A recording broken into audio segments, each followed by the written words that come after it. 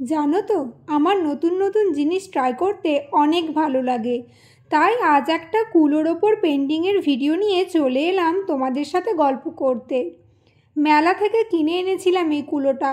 অনেক দিন ধরেই আমার চোখের সামনে পড়েছিল, তাই ভাবলাম আজ এটাকে সাজিয়ে ফেলা যাক আমার হাতের ছোঁয়া দিয়ে। নতুন কিছু ট্রাই করতে গেলে অনেক ভাবনা আসে যে কিভাবে জিনিসটা রূপদান করব।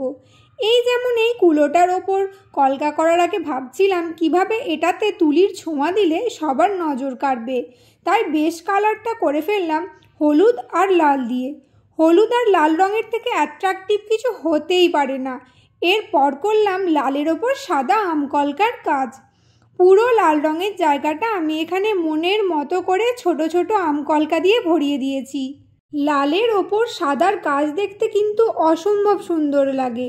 তোমাদের কেমন লাগে অবশ্যই কমেন্ট সেকশানে জানিও। তাহলে আজ থেকে কিন্তু আমার ছোট্ট পেজে যুক্ত হয়ে গেল এই কুলোর কাজও।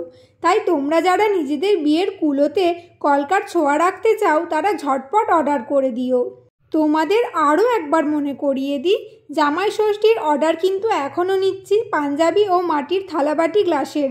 তাই যারা অর্ডার করবে ভাবছো স্ক্রিনে দেওয়া নাম্বারে ঝটপট হোয়াটসঅ্যাপ করে দাও। তো আজকের ভিডিও তোমাদের কেমন লাগলো অবশ্যই কমেন্ট সেকশানে জানিও। কথা হচ্ছে পরের ভিডিওতে। Till then stay safe, stay healthy, bye by.